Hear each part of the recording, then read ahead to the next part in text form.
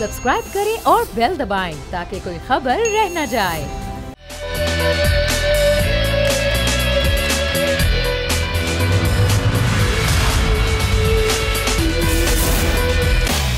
बिस्मिल्लाहिर्रहमानिर्रहीम, अस्सलामुअलैकुम। प्रोग्राम में मैं सुमैया रिजवान आपको खुश आमदीद कहती हूँ। और नाजरीन, आज जो मुल्की सियासी हालात हैं, अगर हम उनका निचोड़ निकालें तो हालिया दिनों में जो रोनुमा होने वाले वाक़यात की हमें माजी में कोई मिसाल नहीं मिलती है।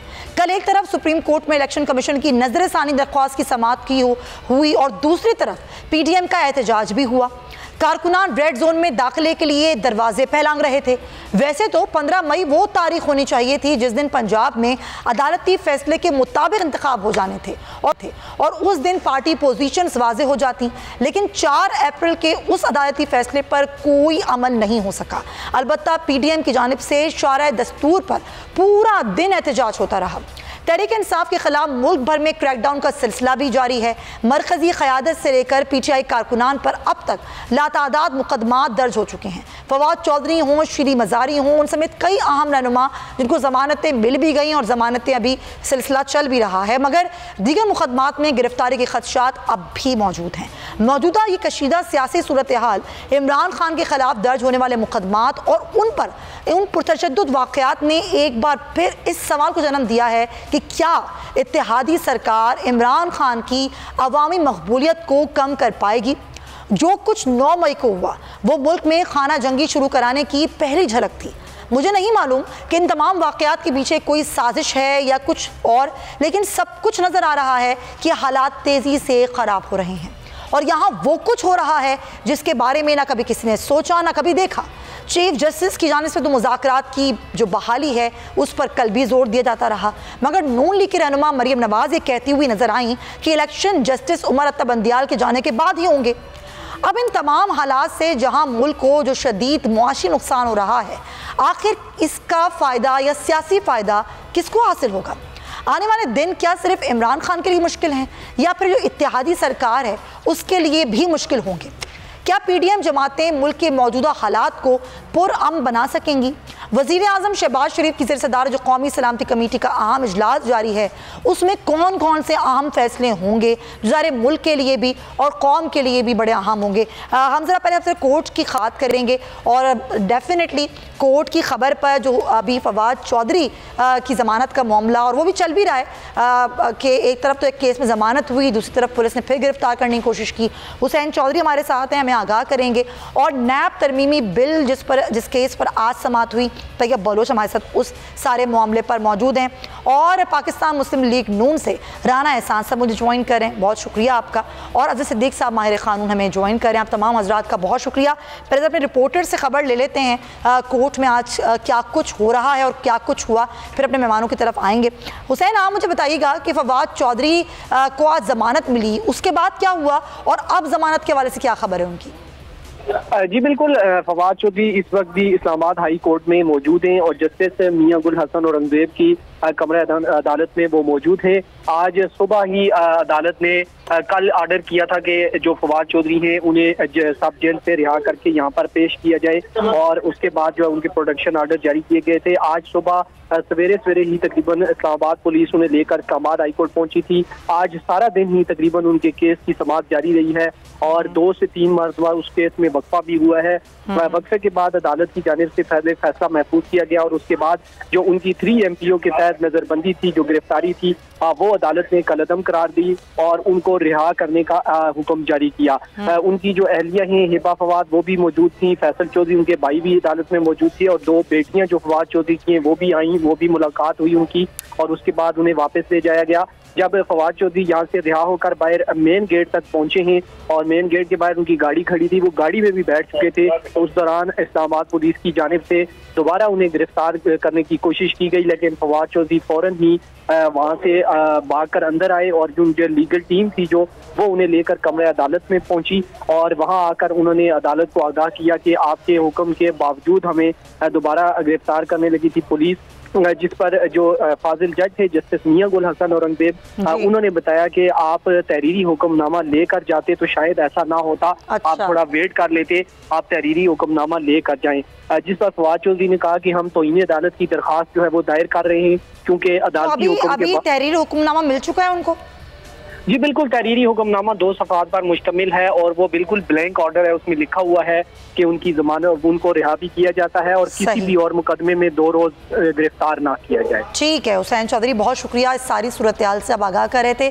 और बहुत से रहनुमाएं जो अभी भी गिरफ्तार हैं, कुछ की जमानत होनी है, कुछ की हो गई है, लेकिन केसेस अभी बहुत सारे हैं और कुछ हिडन केसेस भी, जिस तरह आज फवाद चौधरी के साथ हुआ कि जैसे ही वो निकले, ये उस वक्त के मनाजिर भी आप देख रहे हैं कि जैसे ही वो निकले हैं गाड़ी में अपनी बैठने लगे तो पुलिस ने एक बार फिर से उनको गिरफ्तार करने की कोशिश की। अच्छा तैयब, आप मुझे बताइएगा कि नैब तरमीम बिल जो कि कल कौमी असम्बली से बाकायदा उसकी मंजूरी भी हो गई, उस पर भी आज समाअत हुई, क्या कुछ हुआ उस समाअत में?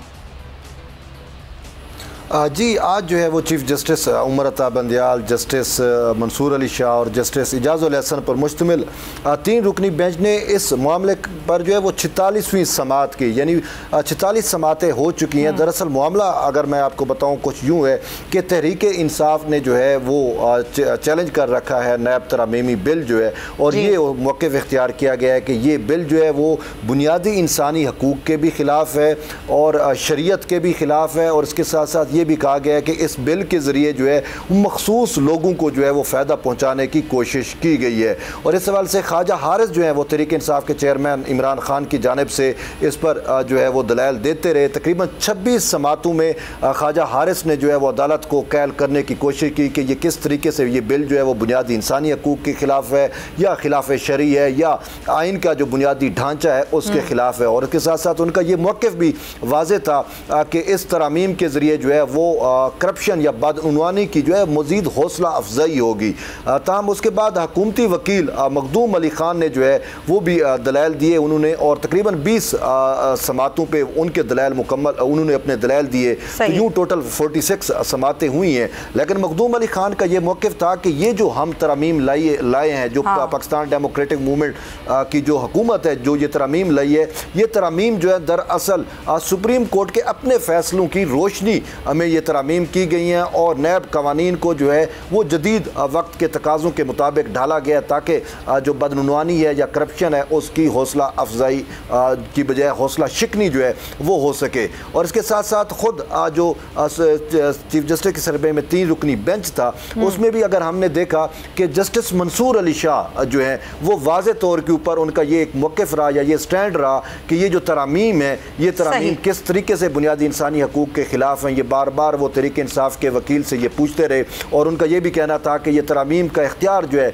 वो पार्लिमान को है और पार्लिमान ने अपना इख्तियार जो है वो इस्तेमाल किया है, तो हम किस तरीके से इन तरामीम को जो के ख़िलाफ़ को जो है वो कलअदम करार दे सकते हैं। लेकिन दूसरी तरफ से जस्टिस इजाज़ुल एहसन जो है उनका भी एक अपना जो माइंड है वो भी सामने खुल के आया और उनका ये कहना था कि ये तरामीम जो है ये मखसूस लोगों को फ़ायदा तो पहुँचाते ही पहुँचाती हैं, लेकिन अगर ये तरामीम या ये कानून जो है वो मुकम्मल तौर पर बन जाता है तो उसके बाद जो है वो जो करप्शन या बदउनवानी के मामलात हैं उनकी हौसला अफजाई होगी, रोकना ही बहुत मुश्किल हो जाएगा। ये एक पॉइंट है जो कि सामने आया है, उन्हें खुद भी देखा, पीपल्स पार्टी भी जो है वो ये समझती है कि नैब को पॉलिटिकल विक्टिमाइजेशन के लिए इस्तेमाल किया जाता रहा, आज भी इस्तेमाल किया जाता है, वो उसके खिलाफ भी है ये पीपल्स पार्टी जो कि अहम इत्तेहादी है हुकूमत की। राना साहब सबसे पहले ज़रा मैं आपसे बात करना चाहूँगी, आपकी अहम इत्तेहादी है पीपल्स पार्टी और बिलावल भुट्टो ने अभी एक हालिया बयान में कहा कि हम नहीं समझते कि पीटीआई पर पाबंदी लगनी चाहिए, अलबत्ता नैब के इदारे को ख़त्म होना चाहिए, हम तो ये समझते थे, लेकिन मुस्लिम लीग नून ऐसा नहीं चाहती थी इसलिए उन्होंने नैब के इदारे को ख़त्म नहीं किया। अलबत्ता नैब में तरमीम ज़रूर कर दी जिसका फ़ायदा पहुंचा या नहीं पहुंचा हो, ये पहुंचेगा लोगों को। लेकिन बात ये राना साहब, ये जो आप लोग भी कहते थे ना कि ये तो इदारा है ही ऐसा जो सिर्फ सियासतदानों को ही पॉलिटिकल विक्टिमाइजेशन के लिए इस्तेमाल होता है, तो फिर आज भी तो वही हो रहा है जो कल आपके साथ होता था। बिस्मिल्लाहिर्रहमानिर्रहीम। देखिए, एक भी नैब का केस जो है वो पॉलिटिकल विक्टिमाइजेशन के लिए इस्तेमाल नहीं हुआ पिछले जो 11-12 महीने हमारी हुकूमत रही है। अच्छा। और ना नैब चेयरमैन की जो है वो वीडियोस हमारे पास कोई ब्लैकमेल करने के लिए पड़ी हुई थी कि जिसके ज़रिए हम पॉलिटिकल विक्टिमाइजेशन करें। और हमने तो नैब कवानीन को अगर आप देखें जो अमेंडमेंट्स की हैं, ये ज़्यादातर वही अमेंडमेंट्स हैं जो PTI तब करना चाह रही थी, और वो अमेंडमेंट्स हैं जो मुख्तलिफ जस्टिसेस मुख्तलिफ टाइम पे जिनको नैब पॉलिटिकल इंजीनियरिंग के लिए इस्तेमाल की जाती है, तो क्यों नहीं पार्लियामेंट जो है वो इसके ऊपर नज़रसानी करती, क्यों नहीं इसको मिलके ये बेहतर बनाया जाता, ह्यूमन राइट्स वायलेशन की जाती थी। तो हमने तो सारे वो चीज़ें की। अब देखें ना, इमरान खान साहब अभी जब नैब ने उनको गिरफ्तार किया तो उनको 8 दिन की जो है वो रिमांड में भेजा गया।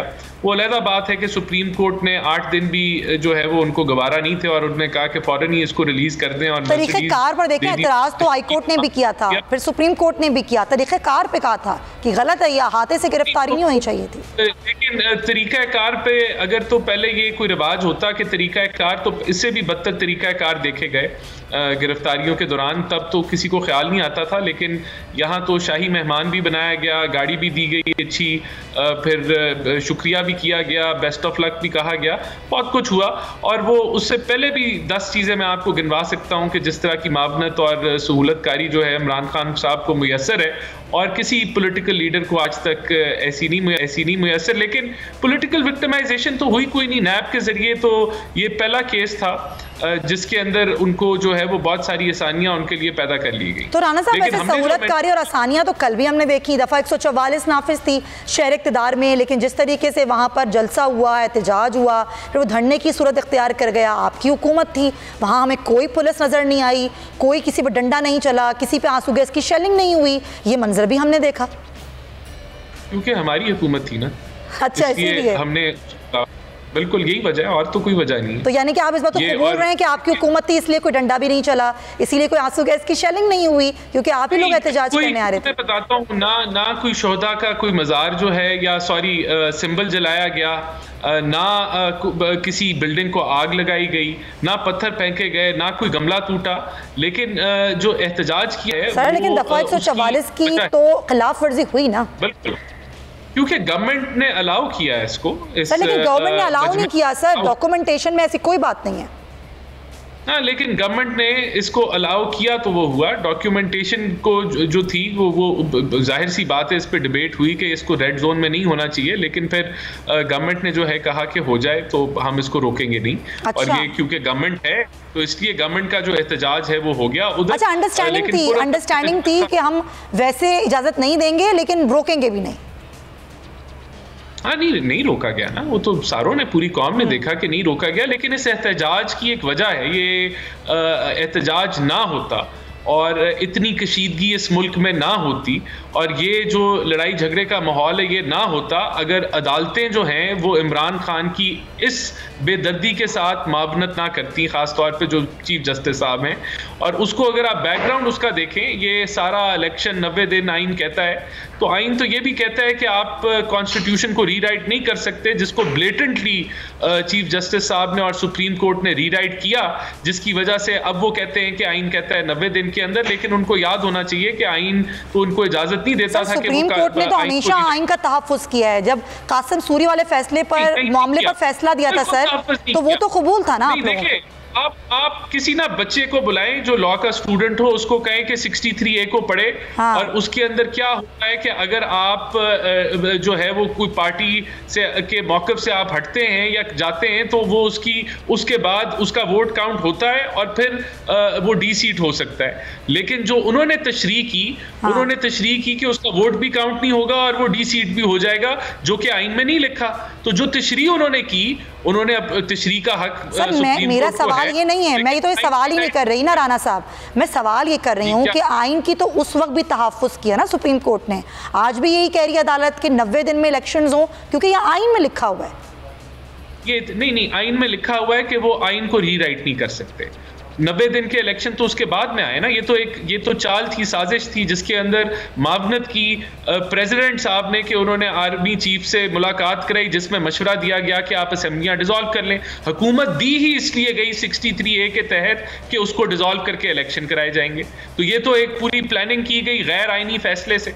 और अब वो कहते हैं 90 दिन कोई इलेक्शन भागे नहीं जा रहे, अक्टूबर में इलेक्शन होंगे। लेकिन ये जो मरियम साहिबा ने कल बात की है कि पहले आप इस्तीफा दें फिर इलेक्शन होंगे, ये मुतालबा मुस्लिम लीग नून का है। देखें, बात ये किसी ने किया होगा मुतालबा, लेकिन इशू ये है 4-3 का फैसला आप कर गए, यानी कि आपने काउंटिंग नहीं की, गिनती नहीं की, फिर आप जो है जिस तरह की मावनत का, ये तो अब एक हकीकत अवाम के सामने आ चुकी है कि जिस तरह का अदल दिया जा रहा है वो जो है वो बराबर नहीं है, वो इंसाफ के तकाजे पूरे नहीं करता। मतलब तराजू के दोनों पलड़े बराबर होने चाहिए, ये आप कह रहे हैं कि सही नहीं हो रहा, ये आप लोगों का मौक़िफ़ है। इंसाफ ये मामला होता ही ना, देखिए ये मामला होता ही नहीं है अगर ये फुल कोर्ट की अपनी मीटिंग बुला लेते। क्यों नहीं बुलाई गई मीटिंग फुल? ये इतना जो पोलराइजेशन आपकी वो थी ना कि आप लोग ये कह रहे थे कि फुल कोर्ट हो, ऐसा नहीं हुआ। चले ठीक है, पॉइंट टेकन। सर मैं कानूनी मामला जान लूं सर। आपकी बात जी जी जी। देखिए, इससे साबित ये होता है कि चीफ जस्टिस साहब जो हैं उनके लिए ये इंपॉर्टेंट है कि उनके क्या हकूक हैं या वो क्या कर सकते हैं, उनके पास क्या अथॉरिटी है। ये जरूरी नहीं है कि वो पोलराइजेशन को कम करें और पूरे मुल्क में पोलराइजेशन हो रही है, सिर्फ वो सब तक नहीं है। चले सर, आपका पॉइंट आया, राना साहब आपका पॉइंट आया, हम आपके पॉइंट की इज्जत करते हैं और हर इदारे की तकरीम, हर इदारे की इज्जत होनी चाहिए और बतौर पाकिस्तानी हमें हर इदारे की इज्जत करनी चाहिए। Point taken. अजहर साहब, कानूनी मामला ज़रा सर आप समझा दीजिए कि जिस तरह कहें कि आइन को रीराइट करने की बात नहीं हो रही है। अभी आपने सारी गुफ्तगू सुनी राना साहब की कि आइन क्या कहता है। देखिए, आज भी अदालत कह रही है कि आइन का तकाजा में पूरा करना है 90 रोज़ में इलेक्शन का, फिर भी ये कह रहे हैं कि भाई आप लोग बैठ जाएं, मुज़ाकरात कर लें। सर ज़रा कानून समझा दीजिएगा इस पर। भैया बहुत शुक्रिया। जब आप क्लर्क बिठा लेंगे, जब को पीएन, जिनका माइंड को पीएन जैसा होगा, जिन्हें आइन और कानून आता नहीं होगा। नहीं सर, इस तरह की ज़बान नहीं इस्तेमाल करें अजहर साहब। आप सब मेरे लिए बहुत मुअज़्ज़िज़ हैं, आप भी बहुत मुअज़्ज़िज़ हैं, राना एहसान साहब भी बहुत बहुत एहतराम है आप सबका। बात सुनिएगा मेरी एक बात। भैया मैं नहीं बोल रहा हूँ सारे काम में, जिस तरह की जुबान उन्होंने अदालतों के बारे में इस्तेमाल की है, शर्म डूब बनने का मकाम है उनके लिए। ये कोई जज है, ये कोई वकील है जो बैठ के जिस तरह की जुबान इस्तेमाल करते हैं? आप पता है कोई नहीं आइन क्या है, कानून क्या है। मैं बताता हूँ रीराइटिंग का कॉन्स्टिट्यूशन क्या होती है, ये भूल जाएंगे। सबसे पहले मैं बताता हूँ, इन्हीं अदालत, देखिए ना, अदालतों का काम है रेस्क्यू करना, चीजों का हल निकालना। हमजा शरीफ का हलफ नहीं दे रहे थे, गवर्नर नहीं दे रहा था, सदर नहीं दे रहा था। कानून आप बताएं ना। हाँ अजहर साहब, आप पॉइंट बताएं, रीराइटिंग वाला पॉइंट बता दें अजहर साहब। हाँ जी, बताएं कि क्या होता है रीराइटिंग ऑफ स्पीकर से अलग क्यों लिया स्पीकर से अलग? भी चेंज करना है, वो तहम्मुल से बता दें अजहर साहब, तहम्मुल से बता दें। जो है वो मेजॉरिटी राना साहब बताने देना उनको, अब उनका टाइम है। हाँ जी जी अजहर साहब, मैं बताता हूँ अगर तमीज के दायरे में बात करेंगे। मसला प्रॉब्लम क्या है? प्रॉब्लम क्या है? आइन और कानून समझना इतना आसान काम नहीं है, इसमें क्लासों में जाना पड़ता है, फिर अदालतों में धक्के खाने पड़ते हैं, फिर समझ आती है। सिर्फ खाली इलेक्शन लड़के ना इंसान आप समझा दीजिए ना सर। तो मैंने बात ये बता दी आपके। हाँ, पहले मैंने ये समझा दिया कि आईने पाकिस्तान में लिखा हुआ था कि हलफ जो है ना जी वजीर आला का, वो लेना है अपना गवर्नर ने या सदर ने। जब गवर्नर सदर हलफ नहीं ले रहे थे तो लाहौर हाई कोर्ट के जस्टिस जवाद हसन ने कहा कि जनाब ये स्पीकर हलफ लेंगे। ये रिकॉर्ड की बात है, कहीं लिखा हुआ आइन में नहीं लिखा। वजह क्या? इंटरप्रिटेशन करनी है आपकी अदालतों ने, हम इसको मानते हैं, हम कबूल करते हैं इस बात को। फिर यही बात नहीं रुकती है। आर्टिकल 63 इनको क्या पता?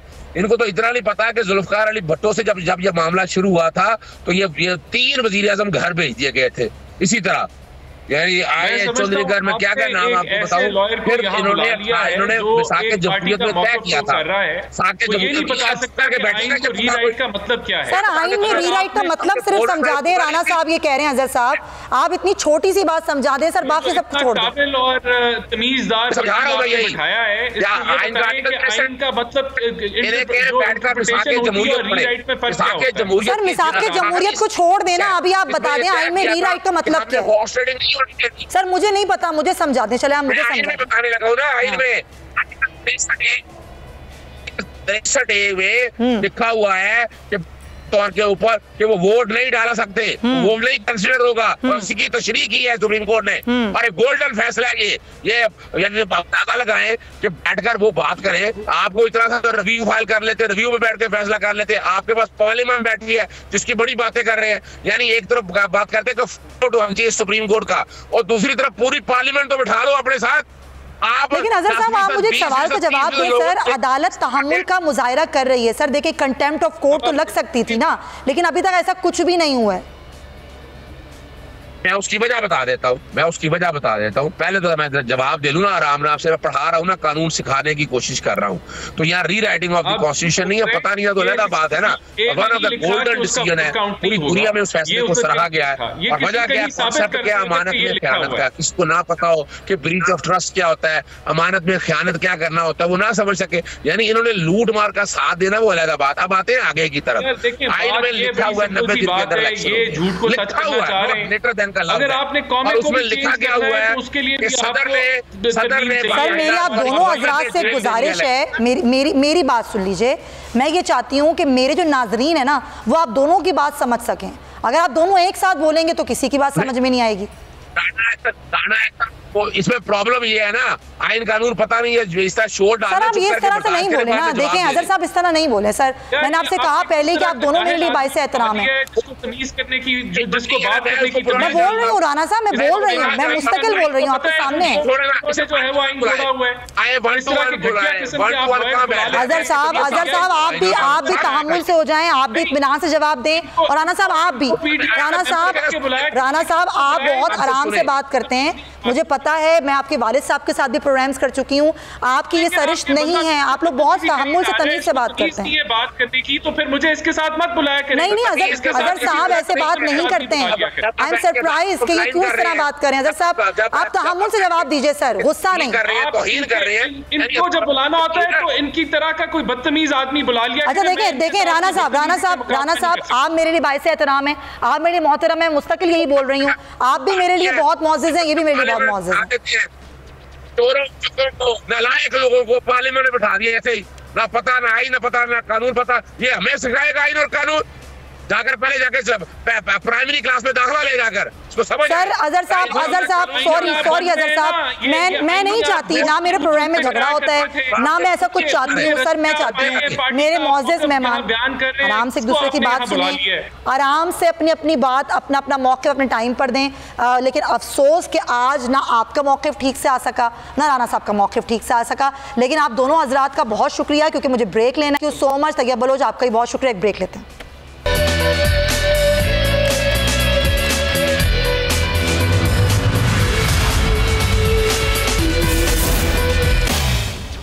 जी नाज़रीन, welcome back to the show. और आज जो हम मुल्क की जो सूरत हाल की बात करें, बहुत ही ख़राब हो चुकी है। हर तरफ जहाँ भी हम नज़र दौड़ाएं, महंगाई का एक सैलाब नज़र आता है, बिजली की बढ़ती हुई कीमतें हैं, उसके बाद फिर लोड शेडिंग है जिसने आवाम का जीना मुहाल कर रखा है।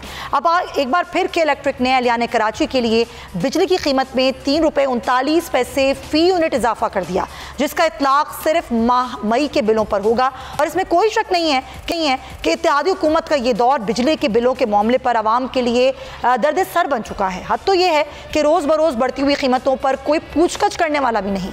वही वज़रा जो हुकूमत में आते ही बावेला कर रहे थे कि साबिक़ दौर हुकूमत में ज़रूरत से ज़्यादा बिजली बनाई गई, अब उनकी कारकर्दगी का आलम यह है कि चलते बिजली के कारखानों को बहाल ना कर पाए। बिजली की बंदिश के बायस टेक्सटाइल सेक्टर भी अब तक करोड़ों डॉलर्स का नुकसान उठा चुका है। मिल्स मालकान पहले ही बिजली और गैस की रोज़ बरोज़ बढ़ती हुई कीमतों से शदीद परेशान हैं। अवाम लोड शेडिंग का आज़ाब मुसलसल बर्दाश्त कर रहे हैं, भारी भरकम बिल्स भी अदा कर रहे हैं, और बिजली के बिल हमेशा से आ रहे हैं। लेकिन एक वक्त था कि ये बिल बेज़रर होते थे, एक ऐसी अज़ियत का सामना ना करना पड़ता था जिसका आज करना पड़ता है। शहरी कहते हैं कि हर माह जो बिजली की कीमतें हैं वो ज़्यादा हो रही हैं, जैसे कि हम कोई भत्ता दे रहे हों। जिसने जितनी बिजली इस्तेमाल की है उसे उतनी कीमत अदा करती तकलीफ नहीं होती, लेकिन उसी कीमत में ना जाने कई कई हज़ार रुपए किस किस मद में और किस किस टैक्सेस के मद में अदा किए जाते हैं। तो एक तरफ तो ये सूरत हाल है, दूसरी तरफ बड़ा कोई हातम ताई की खबर पर लात मारी हमारी हुकूमत ने और पेट्रोल की कीमतों में कमी कर दी है। वैसे तो अगर हम देखें इंटरनेशनल मार्केट में जो पेट्रोलियम की कीमतें हैं, जो तेल की कीमतें हैं, वो बहुत कम हो चुकी हैं, लेकिन इस वक्त जो कमी की गई है वो 15 रोज़ के लिए की गई है और पेट्रोल की कीमत में 12 रुपये फ़ी लीटर की कमी की गई है। जो नई कीमत है वो हो गई है 270 रुपये फ़ी लीटर और हाई स्पीड डीजल की कीमत में हो गई है 30 रुपये की कमी, जिसके बाद उसकी कीमत हो गई है 258 रुपये फ़ी लीटर और मिट्टी के तेल की कीमत में की गई है 12 रुपये फ़ी लीटर की कमी। लेकिन अब सवाल ये है कि जब पेट्रोल की कीमतें बढ़ती हैं तो हम देखते हैं हर चीज़ की कीमतें बढ़ जाती हैं, चाहे वो ट्रांसपोर्ट के किराए हों या फिर अशिया खुर्दनोश की कीमतें हों। पेट्रोल की कीमत बढ़ने का असर हर चीज़ पे पड़ता है, लेकिन जब पेट्रोल की कीमतें कम होती हैं तो उसकी कमी का असर चीज़ों पे नहीं पड़ता।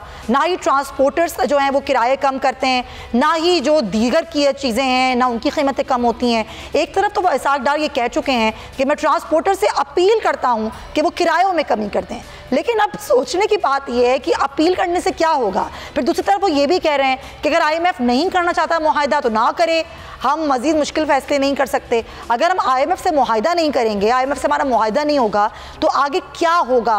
आगे जून में बजट भी आना है, हुकूमत बजट कैसे पेश करेगी, अपने अहदाफ जो मुकर्रर करती है उसको पूरा कैसे करेगी, ये बड़ा मामला है। और अगर डिफ़ॉल्ट कर जाता है, क्योंकि टेक्निकली अगर डिफ़ॉल्ट करे ना करे तो वैसे कहा जा रहा है कि मुल्क डिफ़ॉल्ट के दहाने पर है, तो फिर हुकूमत क्या करेगी, इसी पर बात करेंगे। हमें ज्वाइन करें माहिर मौशियात हैं मीर मैक साहब। मीर साहब अस्सलाम वालेकुम।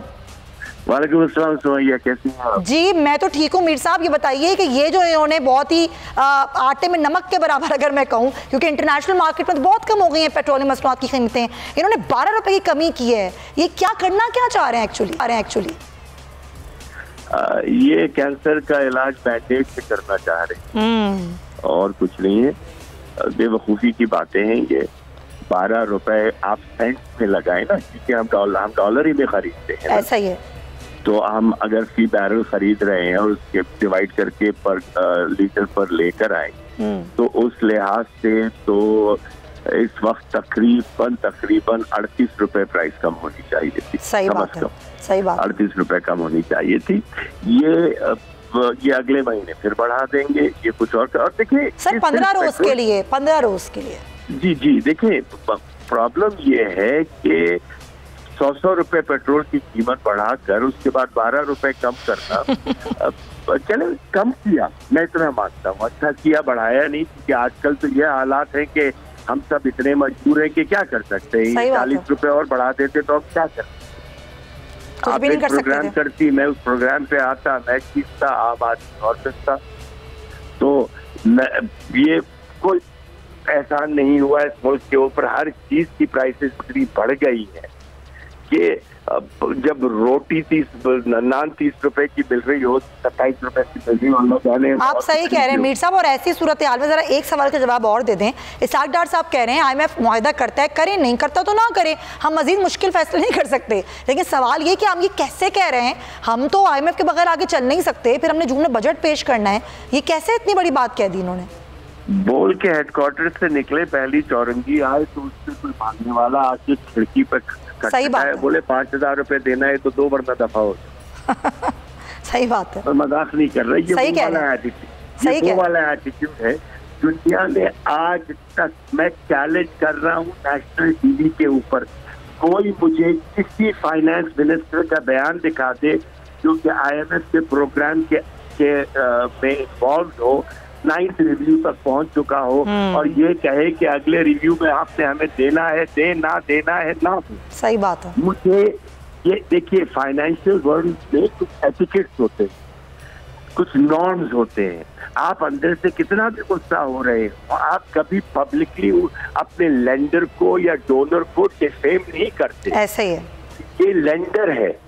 अगर वो पुल, मतलब आप ये कह रही है कि नहीं पे करना है, नहीं पे करो, किसका नुकसान है? IMF का अपना ही है, आपका अपना ही है। सही बात है। लेकिन IMF बंद हो जाएगा, ठप हो जाएगा, क्या हो जाएगा? क्या IMF हमारे पास आया था कि हमसे पैसे दें? या हम उनके पास 24 दफा गए हैं 50 साल के अंदर। मतलब ये वो अकड़ है कि इस अकड़ से मुल्क का नुकसान हो रहा है, और इस एटीट्यूड से मुस्तकिल मीर साहब मुल्क का नुकसान ही हो रहा है, लेकिन हुकूमत के इस एटीट्यूड की वजह समझ सभी खासिर हैं। थैंक यू सो मच, वक्त की कमी है। मीर मोहम्मद अली साहब थैंक यू। ये कह रहे हैं कि ये एटीट्यूड अगर आपका IMF के साथ है तो इससे IMF की तो ज़ात को कोई फ़र्क नहीं पड़ेगा, अलबत्ता आपको ज़रूर फ़र्क पड़ेगा। और ये सोचने की बात है क्योंकि फ़र्क पड़ रहा है मुसलसल। क्योंकि आज एक और ज़ाविये हैं, बात करूँगी सनतों की पैदावार की, जिसमें हम देख रहे हैं रिकॉर्ड कमी। नाज़रीन, मुल्क में सियासी कशमकश में तेज़ी आने के साथ साथ सनतों की तबाह होती सूरत हाल ने भी खतरे की घंटी बजा दी है। सनती पैदावार में गुज़िश्ता 3 साल की सबसे बड़ी कमी रिकॉर्ड की गई। इदारा शुमारियात की रिपोर्ट ये कह रही है कि बड़ी सनतों की पैदावार के अदाद-ओ-शुमार के मुताबिक सनतों की पैदावार में परेशान कुन हद तक कमी हुई। सालाना बुनियादों पर बड़ी सनतों की पैदावार में 24.99% की बड़ी कमी हुई। बड़ी सनतों की पैदावार मार्च में जो ईयरली बुनियादों पर 25% घट गई, जो कि कोरोना वबा के बाद से 1 महीने में होने वाली सबसे बड़ी कमी है। रिपोर्ट के मुताबिक बड़ी सनतों की पैदावार रवा माली साल के मुसलसल 7 महीनों से तनज़्ज़ुली का शिकार है। सिर्फ यही नहीं बल्कि मार्च में 19 शोबों में पैदावार शदीद तरीन गिरावट का शिकार रही, जिनमें ऑटो सेक्टर, स्टील, केमिकल, मसनूआत और अद्वियात की पैदावार के सेक्टर्स शामिल हैं। हुकूमत की जानिब से जल्द इनकी बहाली के लिए इक़दाम ना किए गए तो आने वाले वक्तों में बेरोज़गारी बढ़ने के साथ साथ मुल्क में बहुत ही खदशा बरकरार रहेगा। इसी पर हम बात करेंगे। हमें ज्वाइन करें मारूफ सनतकार हैं मियाँ जाहिद हुसैन साहब। अस्सलाम वालेकुम मियाँ जाहिद साहब। जी वालेकुम सलाम। मियाँ साहब, ये जो कोरोना में हमने सूरत हाल देखी थी तो उससे भी बदतर सूरत हाल आ गई है इंडस्ट्रीज़ के लिए कि क्या कर रही है हुकूमत? इनकी कोई पॉलिसीज़ नहीं है कि कोरोना में वो सूरत हाल नहीं हुई जो सिर्फ 1 माह में हो गई? जी बात यह है कि ये 1 माह में नहीं हुई, माजरत के साथ ये तो गुज़िश्ता 7 माह से ये सिलसिला चल रहा है, बल्कि अगर ये कहें कि 12 महीने से ये सिलसिला चल रहा है कि पहले उसमें रफ्तार जरा स्लो थी और डिटीरियोरेशन की, लेकिन अब वो रफ्तार बढ़ती चली जा रही है। उसकी बुनियादी वजह यह है कि गवर्नमेंट ने पिछले तकरीबन जब मिफ्ता इस्माइल साहब थे तो उस वक्त से इंपोर्ट के ऊपर पाबंदी लगाई हुई है। तो जो हमारा रॉ मटीरियल है, खासतौर पर जो ऑटो सेक्टर है, उसके जब रॉ मटेरियल नहीं आ रहे तो उसकी वजह से आपने देखा कि एक तो गाड़ियों की कीमतें बेतहाशा बढ़ गई, दूसरे जो डॉलर की कीमत अप्रिशिएट हुई है उसकी वजह से भी इन चीज़ों की कीमतें बहुत ज़्यादा बढ़ गई और उसकी वजह से डिमांड में भी कमी हुई। और हमारे जो ऑटो सेक्टर है उन्होंने 1-1 महीने, 2-2 महीने और 3-3 महीने के लिए अपनी प्रोडक्शन बंद कर दी और बाकायदा स्टॉक एक्सचेंज को इंटीमेट कर दिया कि हम ये 1 महीने या 15 दिन या 20 दिन के लिए अपनी प्रोडक्शन बंद कर रहे हैं। और ऊपर से फिर ये कि मार्कअप के जो रेट्स हैं वो इतने इंक्रीज हो गए हैं और इस वक्त 21% और बैंक का स्प्रेड लगाएं तो तकरीबन 3 से 4% उसके ऊपर ऐड होता है, तो तकरीबन 25% के ऊपर जब मार्कअप का रेट चला जाएगा तो आप अंदाजा लगा लें कि इंडस्ट्री कैसे चलेगी। फिर ये कि ईज ऑफ डूइंग बिजनेस में हम इस वक्त दुनिया में 108वें नंबर पे हैं। तो ये सारे फैक्टर्स मिला के ओवरऑल जो हमारी इंडस्ट्री है उसके ऊपर प्रेशर का और डिप्रेशन का बायस बन रहे हैं और हमारी इंडस्ट्री जो है वो रोज बरोज उसकी जो कॉम्पिटिटिवनेस है इंटरनेशनल मार्केट में वो लूज होती जा रही है, वो खोती जा रही है। इसी तरीके से अगर आप देखें तो अभी पिछले महीने गालबन 1 मई से हमने बिजली का टैरिफ बढ़ा दिया है। हमारी जो 5 जीरो रेटेड सेक्टर थे जो एक्सपोर्ट सेक्टर कहलाते हैं तो उनके ऊपर हमने बिजली का रेट उनको बढ़ा दिया है, उनको गैस का रेट बढ़ा दिया है। उसकी वजह से उनकी जो कॉम्पिटिटिवनेस है वो कॉम्प्रोमाइज हो गई है और वो इंटरनेशनल मार्केट में वो एक्सपोर्ट की जो हमारी पोजीशन है वो शायद उतनी हम उसको फिजिकली या उतना वाइब्रेंटली हम उसको एक्सरसाइज नहीं कर सकेंगे। तो ये सारी चीज़ें जो है मिला के इन्होंने हमारे इंडस्ट्रियल सेक्टर का कबाड़ा कर दिया है और उसकी वजह से बेरोजगारी यकीनन उसमें इजाफा हो रहा है, लोग बेरोजगार हो रहे हैं। एक तरफ तो महंगाई है, दूसरी तरफ बेरोजगारी है। तो ये सारी चीज़ें जो हैं और इंडस्ट्रियल सेक्टर में हम इसमें एक और नई चीज़ भी अभी हम देखने जा रहे हैं कि जब इतना ज़्यादा हाई मार्कअप होगा, सेल उनकी होगी नहीं और रिकवरीज होंगी नहीं तो उसकी वजह से बैंक डिफॉल्ट्स का खतरा जो है वो सर पे मंडला रहा है। तो बैंकों के जो आपने भी देखा अमेरिका वगैरह में भी उनका मार्कअप का रेट बढ़ने से उनके बैंक्स में डिफॉल्ट कर रहे हैं। तो पाकिस्तान में खुदा ना खास्ता अल्लाह ना करे कि अगर ये सिचुएशन आती है कि अगर उनकी जो डेट सर्विसिंग है, जो हमारे बिजनेसमैन है वो अपनी डेट सर्विसिंग अगर नहीं कर सकेंगे, वक्त के ऊपर अपनी कमिटमेंट्स बैंक्स के साथ ऑनर नहीं कर सकेंगे तो पाकिस्तान में खुदा ना खास्ता ये सिचुएशन हमें ना देखनी पड़े। इंडस्ट्री तो बंद हो ही रही है, या इंडस्ट्री तो अपनी प्रोडक्शन या अपना जो भी तारीख का वर्स्ट पार्ट है वो गुजार ही रही है, लेकिन उसके साथ साथ ऐसा ना हो कि उसके बैंक्स भी उसकी लपेट में आ जाए। इसी तरह बेरोजगारी को अगर हम देख लें तो बेरोजगारी अब जो है वो बढ़ रही है, क्योंकि जो हमारा इंडस्ट्रियल सेक्टर है उसका जीडीपी में टोटल तकरीबन 13% शेयर है, और उस 13% के अंदर अगर हम देखें तो लार्ज स्केल मैन्युफैक्चरिंग जो है उसका तकरीबन कोई 10% के करीब उसका शेयर होता है। तो इस तरीके से हमारी लार्ज स्केल मैन्युफैक्चरिंग जो है वो तकरीबन ट्रिपल हो गई है, और वो प्रोडक्शन के काबिल नहीं रही, या ये कि उसकी प्रोडक्शन। तो जाहिर साहब ये जो 12 महीने में हुकूमत ने किया, एक तो आपने कहा ना मिफ्ता इस्माइल ने आती इंपोर्ट पे पाबंदी लगाई, फिर ज़ाहिर शरह सूद में इजाफा हुआ। ये हुकूमत तो ये कहा करती थी कि हम सबसे ज़्यादा चीज़ों को समझते हैं, हम इंडस्ट्रीज़ को ऊपर लेकर आएंगे, हम जो इंडस्ट्रियलिस्ट हैं या जो ताजिर हैं उनके साथ जो है वो ऐसा बिजनेस करेंगे कि मुल्क ऊपर जाए। लेकिन ये तो उल्टा हो गया, ये समझ नहीं पाए या ये जानबूझकर किया गया? नहीं, देखें, जानबूझकर तो मैं नहीं समझता कि कोई करता होगा, मैं इस तरह नहीं समझ सकता। लेकिन जो एक्चुअल जो बात है, पाकिस्तान का जो इम्पोर्ट है, इम्पोर्ट बिल नॉर्मली वो था $80 बिलियन, और जो हमारी टोटल इनकम थी वो थी $60 बिलियन। तो हमारा जो $20 अरब का जो करंट अकाउंट डेफिसिट था, उसकी वजह से हमें ये सारी चीजें देखनी पड़ी, क्योंकि वो जो डेफिसिट है उसके लिए हमें IMF के पास जाना पड़ा कि IMF अगर हमें उसको अपने प्रोग्राम में लेगा, एंडोर्स करेगा, तो फिर हमें बैंकों से या दूसरी वर्ल्ड की जो ऑर्गेनाइजेशंस हैं उनसे मजीद कर्जे मिल सकेंगे। तो चूंकि फिर IMF की जो कंडीशंस थी वो इतनी सख्त हैं कि वो जो उसकी गोल पोस्ट है वो उसको चेंज करते रहते हैं। तो उसके नतीजे में IMF प्रोग्राम में हम गए नहीं, उसकी वजह से हमें एक तारीख की जो है बदतरीन हमारा जो करंट अकाउंट डेफिसिट है उसका हमें सामना करना पड़ा। और अभी भी आप देखें कि IMF के प्रोग्राम में अभी तक हम नहीं गए, और वजीर खजाना अभी ये कह रहे हैं कि जी मैं केयर नहीं, आई डोंट केयर, कि अगर वो आते हैं तो आए, नहीं आते तो नहीं आए। तो अभी हमने बजट बनाना है, बजट हमारा मुश्किल से बनेगा।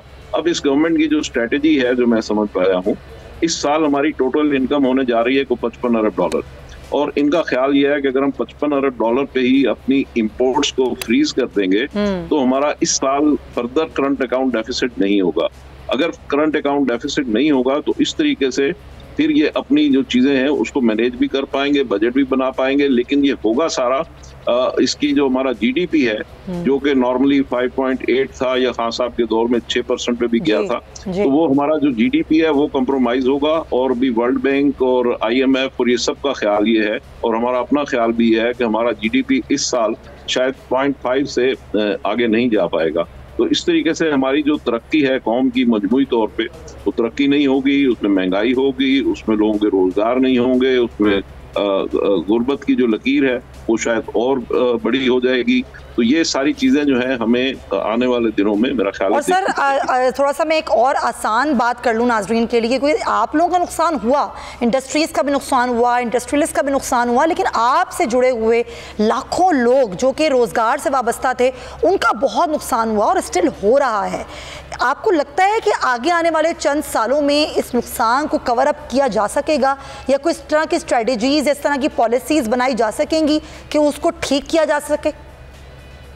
देखिए, ये कोई रॉकेट साइंस नहीं है आज की दुनिया में, ये सारी चीज़ें जो है ये ओपन है। हमारी कौम जो है जब $17 अरब की एग्रीकल्चरल आइटम इंपोर्ट करेगी, जबकि हम कहते हैं कि हम एग्रीकल्चर कंट्री है, तो हम $17 अरब का मतलब है कि 4-4.5 हज़ार अरब रुपए पाकिस्तानी करेंसी में, वो पैसे हम बैरून मुल्क किसानों को देते हैं अपने किसानों को देने की बजाय। सही बात। अगर हम वो यहाँ पर कॉर्पोरेट फार्मिंग इंट्रोड्यूस कर लें तो वो $17 अरब हम बचा सकते हैं। सिमिलरली हम तकरीबन $24 अरब एनर्जी के ऊपर इम्पोर्ट पे बिल पे करते हैं, तो वो अगर हम सोलर पे इमीडिएटली शिफ्ट हो जाएं, लोगों को वही पैसे गवर्नमेंट लोगों को लोन दे दे इंटरेस्ट फ्री, और उनको कहे कि जी आप 3-4 महीने में अपना घर पे या अपनी फैक्ट्री पे सोलर इंस्टॉल कर लें, तो हमारा जो इंपोर्ट बिल है, यानी इंपोर्ट सब्स्टिट्यूशन की मैं बात कर रहा हूँ, तो पेट्रोलियम इंपोर्ट बिल हमारा आधा रह जाएगा। तो इस तरीके से हम 10-15-20 बिलियन डॉलर की जो अपनी इंपोर्ट्स हैं उसको बड़ी इजीली, यानी इस तरीके से जबरदस्ती कंट्रोल करने की बजाय या मिनिमाइज करने की बजाय अगर हम इस स्ट्रेटेजी पे चले जाएं तो हमारी इंपोर्ट का जो एग्रीकल्चर बिल है वो हमारा कम हो जाएगा, इसी तरीके से पेट्रोलियम का इंपोर्ट बिल कम हो जाएगा, तो 20-22 बिलियन डॉलर हम इस तरीके से सेव कर सकते हैं और फौरी तौर पे कर सकते हैं, और उसके नतीजे में फिर हम दायरा के अपने पैरों पे खड़े हो जाएंगे और हम सेल्फ सस्टेन बेसिस के ऊपर काम कर सकेंगे। आपने कितना आसानी से बता दिया, लेकिन लगता है ऐसा ये है कि हुकूमत इस तरफ, कोई भी हुकूमत हो, मैं सिर्फ इस हुकूमत की बात नहीं कर रही, वो शायद इस तरफ आना ही नहीं चाहते हैं। थैंक यू सो मच आपका। जी जी जी, एक मिनट मैं बता दूं, ये है पॉलिटिकल इंस्टेबिलिटी की वजह से कि कोई भी हुकूमत हो, गवर्नमेंट ऑफ द डे जो है वो अगर इस किस्म की रिफॉर्म करने जाती है, ऑपोजिशन ऑफ द डे उसकी मुखालफत करती है। उसकी वजह से कोई भी गवर्नमेंट इस किस्म के जो स्ट्रक्चरल डेवलपमेंट्स हैं या स्ट्रक्चरल रिफॉर्म्स हैं वो करने से कासर रहती है, और ये चीजें हमारी इसी तरीके से फिर बॉकडाउन चलती रहती हैं। ये जब तक अनस्टेबिलिटी रहेगी तो हर चीज़ में अनस्टेबिलिटी रहेगी।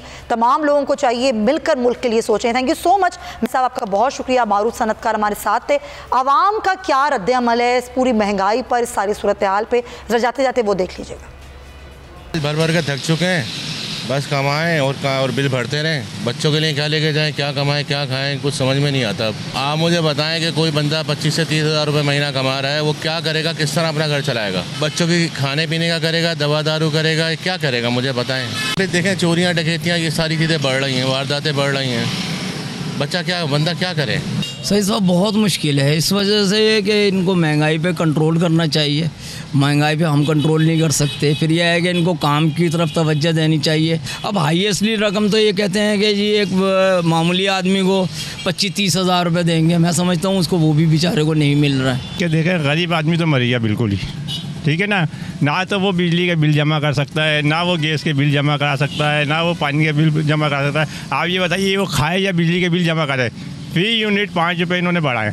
अब 5 रुपये का मकसद ये कि अगर 100 यूनिट है तो 500 रुपये हो गए। हम कहाँ से अदा करेंगे बिजली का बिल? बच्चों की फ़ीस जमा कराएंगे या बिजली के बिल जमा कराएंगे? हुकूमत से ये कहेंगे भाई होश के नाखुन लें, हर चीज़, आटा महंगा, सब्ज़ी महंगी, दाल महंगी, चीनी महंगी, बिजली को भी महंगा कर दो आप, तो आम तो बिल्कुल वैसे ही दबी भी और दबाएंगे आप मज़े। आवाम यही कह रही है कि आप कुछ ना सोचें, आप मुल्क का सोचें, आवाम का सोचें, काम करने दें, काम के लिए साजगार माहौल बनाएं। जो माहौल है जिसमें घुटन है, इंतशार है और एक बेयकीनी है, क्योंकि ये मुल्क हमारा है ना, हमें इस मुल्क में रहना है, इसी मुल्क में रहते हुए कमाना है, खाना है, हम कहीं जा नहीं सकते अपने मुल्क को छोड़ के। तो खुदारा इस मुल्क के लिए सोचिए, इस आवाम के लिए सोचिए, इसमें हम सबका भला है। इसी नोट के साथ प्रोग्राम का वक्त ख़त्म होता है। अपना बहुत ख्याल रखिएगा। अल्लाह हाफ़िज़।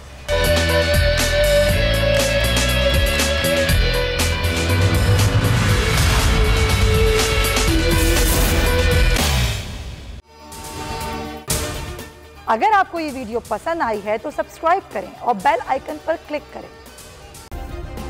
सब्सक्राइब करें और बेल दबाएं ताकि कोई खबर रह न जाए।